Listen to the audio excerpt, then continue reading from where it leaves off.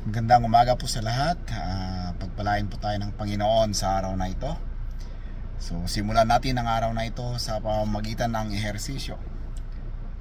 Papunta ko ngayon sa tennis court, magpapawis kasi kailangang pagpawisan nang sa ganoon maging malusog ang ating katawan upang makapagpatuloy tayo sa paglilingkod sa ating Panginoon, paglilingkod sa ating kapwa, at paglilingkod sa inang bayan.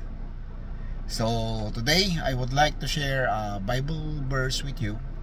It is found in the book of 1 Corinthians 15:58.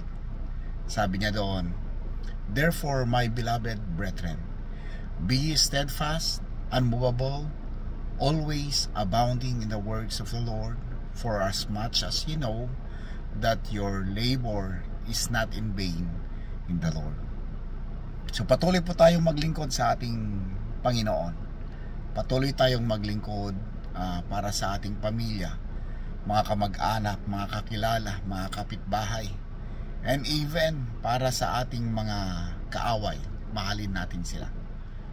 At higit sa lahat, paglingkuran ang inang bayan para sa kapurihan po ng ating Panginoon. So tara na, mag-ehersisyo muna tayo, and huwag kalimutan ang Bible verse na ito, 1 Corinthians 15:58.